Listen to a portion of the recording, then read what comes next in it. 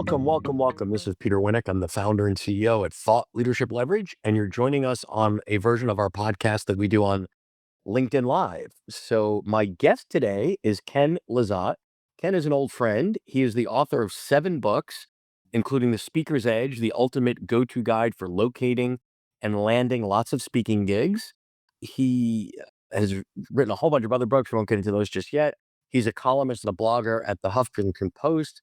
He's the chief imaginative officer and founder of Emerson Consulting, and he's worked with over 350 clients towards their, focusing on the publication of their books and articles. He's a certified management consultant. He's got lots of other accolades, but I don't want to bore you with those. Not that they're boring necessarily, but Either time's running out.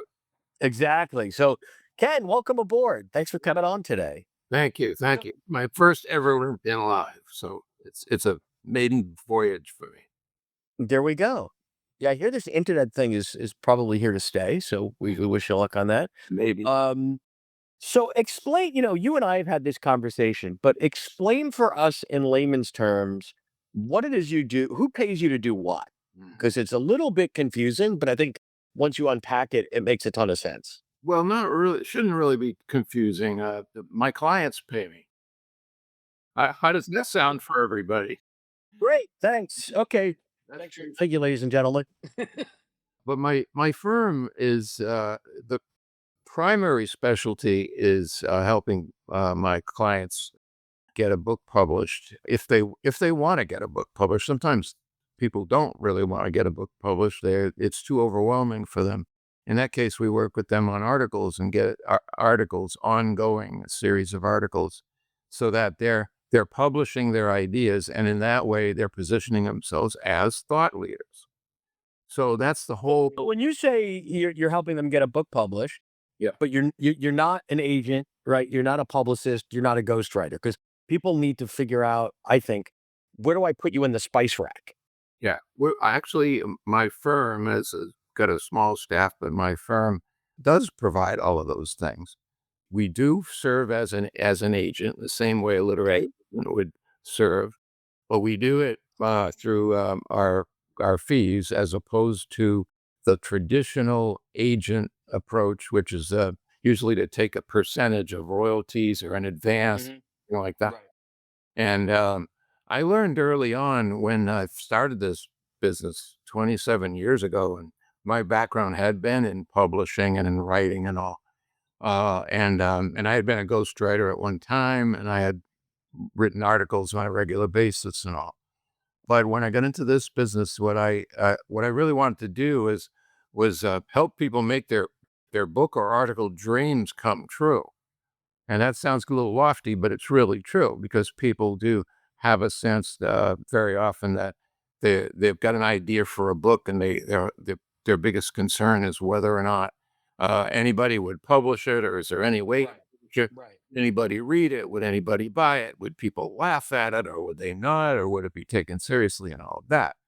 And I actually coordinated with my clients in the first year, since I had known literary agents and I had known publishers directly myself.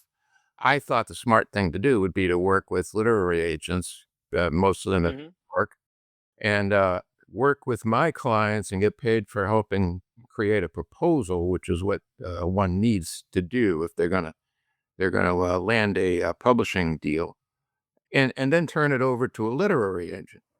And the interesting result of all of that, after about 6 months, 8 months, or a year, is that none of the agents, these were top agents who got very excited about this or that Right. project, none of them came through with a publisher.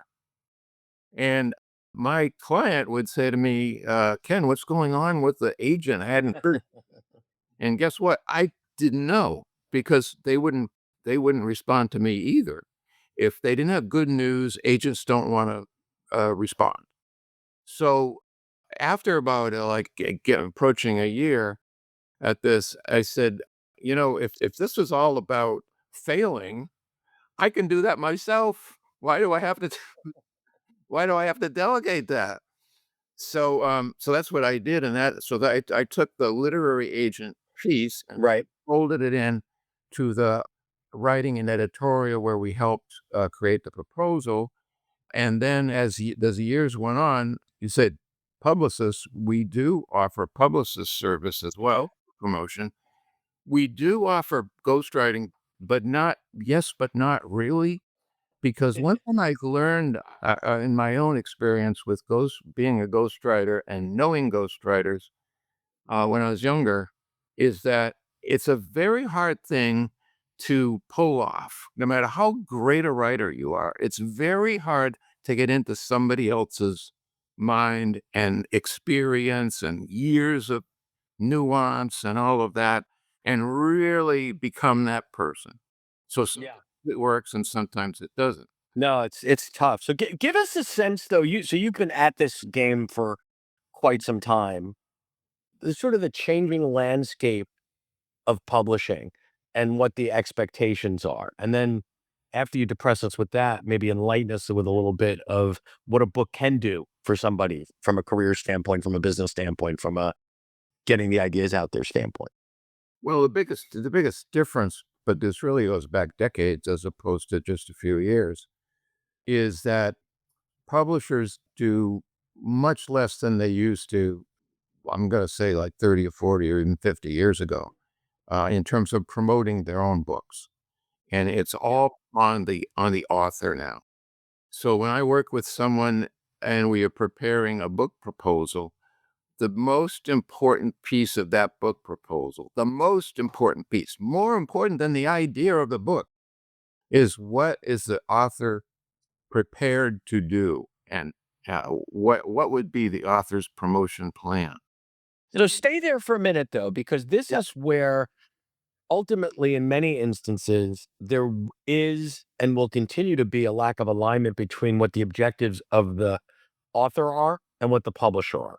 Because at the end of the day, a publisher, good, bad, or ugly, it's number of units sold times some profit margin in Yeah. excess of an advance if one was paid. If they don't do that, they don't get to stay in business. Right, exactly. And Very guess what? important. And guess what? That's the same as what the dynamic you encounter if you do contract with an agent.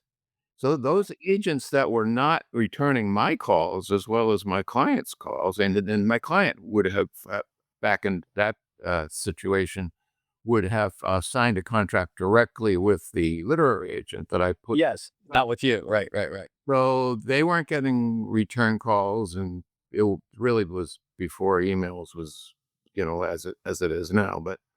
But so the thing is that an agent whose income is reliant on what a publisher will bring to them and what the unit sold of a book will bring to them means that they have to act in the very same way in terms of screening out. Right. Right. Yeah. And But where I was going though is for many authors, a book could be wildly successful, except if you look at BookScan and go, wait, that only sold X number of units. Because for an author, wildly successful might mean you got invited to the right stages, someone hired you as an advisor or consultant, all the other things that are not a couple of bucks that you're going to make on a per unit basis of the book. So I think in many instances, the relationship has so much tension due to the lack of alignment. So therefore, you said when you started, it's mostly sort of New York publishing houses. We now have, a continuum of ways to get things out into the marketplace. There's self-publishing, there's hybrid, right, which is kind of a sharing risk on the business model standpoint. And then there's traditional. And I would argue that, if I put $3 in front of you, you could look at them and tell which is which. 15 years ago, I think you might have been able to from a quality standpoint, but you know, quality is a non-negotiable. So talk about maybe the selection of the right business model type of publishing relative to a particular author's goals and objectives. well, there's two games. Well, there's two, and when you're contracting with a publisher, you have a publisher as opposed to self-publishing or hybrid or any of that. I mean, that to me is all self-publishing. But when you sign a contract with a publisher, it's because you are agreeing to play their game, which is that you're going to work very hard to get as many units sold as possible. That's where the publisher makes its money. But in reality, most of my clients, although they would, a lot of them would love to have a bestseller. Everyone can feel that. But what they really want is the credibility from having a book and the use of a book as a marketing tool for their businesses as much as for the book. But the publisher doesn't really want that. So you've got to Right. play both games, or you got to kind of opt out of the publisher's game so that you can use your book to make more money. Now, I know that you were involved in a major research recently or survey, Yes. Yes. and I know what came out of that, and I actually could have participated, but I chose not to because I kind of wanted to just see what other people like you came up with in terms of the results. Yeah. Well, and just to fill in, folks, what we're talking about, we published back in the fall the largest ever comprehensive research study done at looking at the question of what is the ROI of a nonfiction book. So it was a partnership between my firm, Thought Leadership Leverage, Gotham Ghostwriting, Smith PR, and Amplified Press. Mhm. So we wanted to answer this question because we're each in the space serving similar people doing different things. Well, So, what was your take on that? well, Other than the greatest, other than obviously the greatest report ever written. But if you're enjoying this episode of Leveraging Thought Leadership, please make sure to subscribe. If you'd like to help spread the word about our podcast, please leave a 5-star review at ratethispodcast.com/LTL and share it with your friends. We're available on Apple Podcasts and on all major listening apps, as well as at thoughtleadershipleverage.com/podcast. well, was that too? Of course, that's the first thing you think of. You and then the others that were involved. Josh Bernoff was Yeah. one of them. Yeah, Yep. yeah. But anyway, what what it was it affirmed what I already knew. It confirmed it. I was kind of wondering if I've been missing something. Every now and then you want to do a reality Sure. so, but it was the same thing. That's you found that people made money, people were surveyed, made money by other means than sales of books. You made money from speaking engagements and or consulting fees and training, all those kinds of things. Those are the way you can say this book made me money.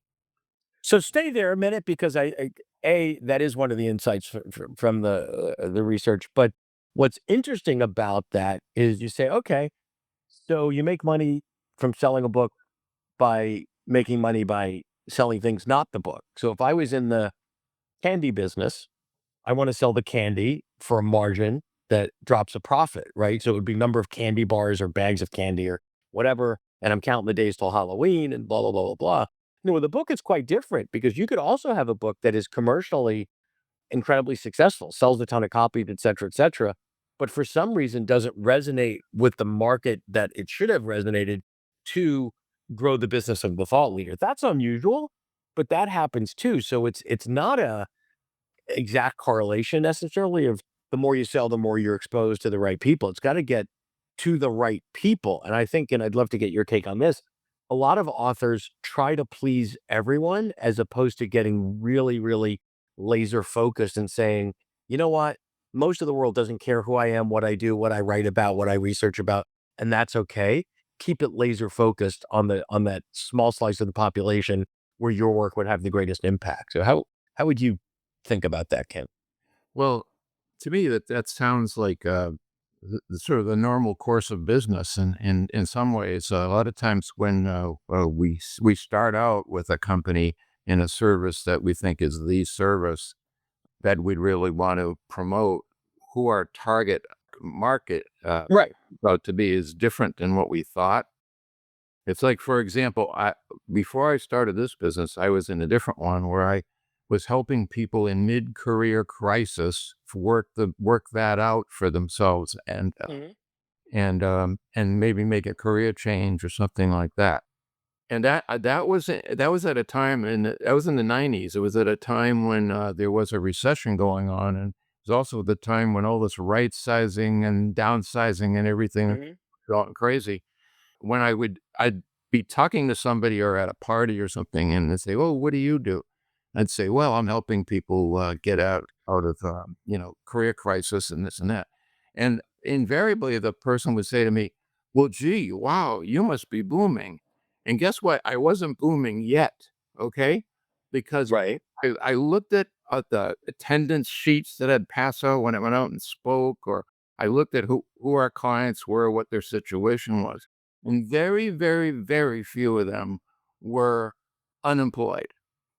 The Mhm. unemployed people were not coming to me or to us, my partner and then we realized the people who were coming were people who still had a job, but they could look down the road and say, "I think I gotta make a change, but I'm gonna take some time and reflect and figure it out." So I found that it was a different clientele that I had to go and I can see that that could happen with a book. But I think that the idea is that, in most cases, what I see, and I see a couple of my what I call client thought leaders and that have some, messages here. Todd Churches is saying, that I got him a book deal with Simon Schuster, Post Hill Press helped him get, his book, Visual Leadership and brand out there in the world. I know what Todd does. He's very careful about where a lot of his energy. So that's him. And then another one that I see is Jen Fried, who's saying that I helped Ken too. My hope is that my dream continues to come true. Jan is also really focused on speaking engagements and to the right audience and this and that. So you gotta.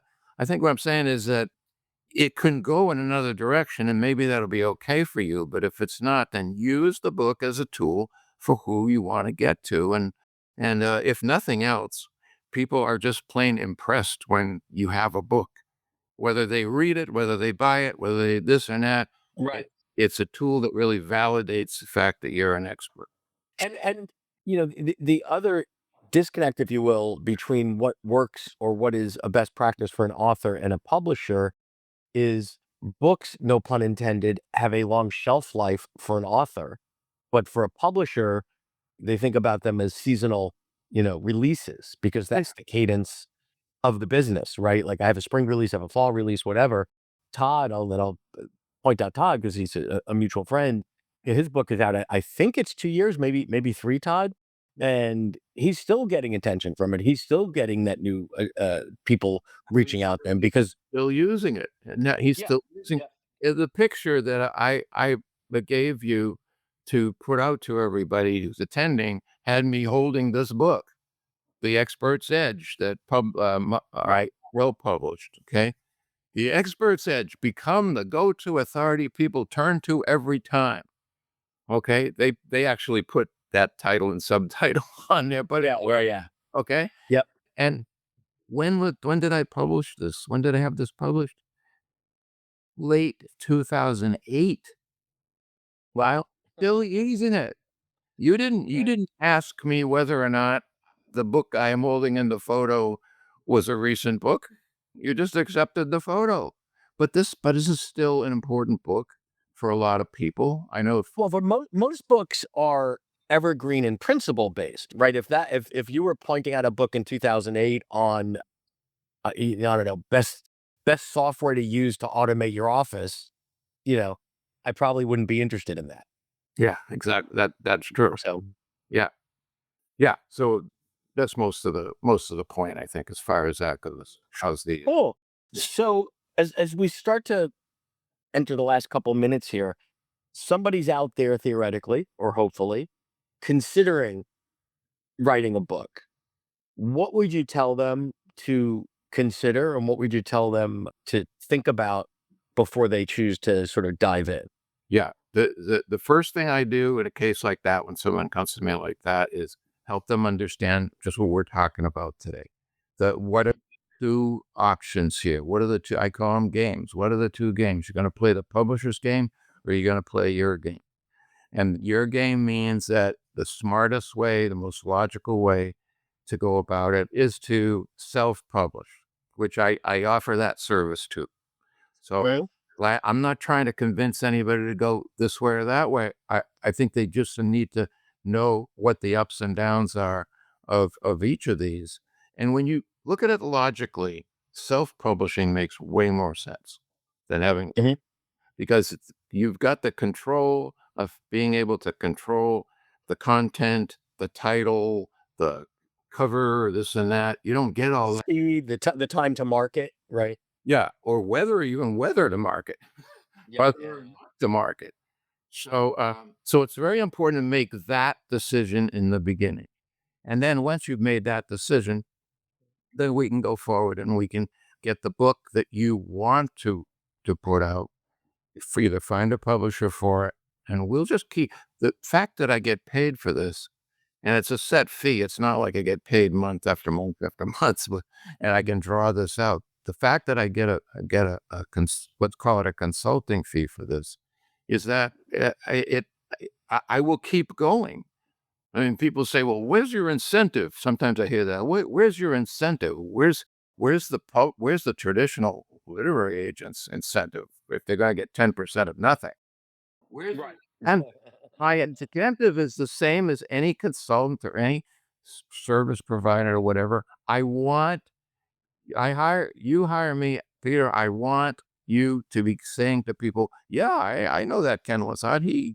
He got my book published." Yeah, I don't want you to be saying, "Well, I spent a lot of money and he's a nice guy, but nothing much happened." That's not Yeah, how it works.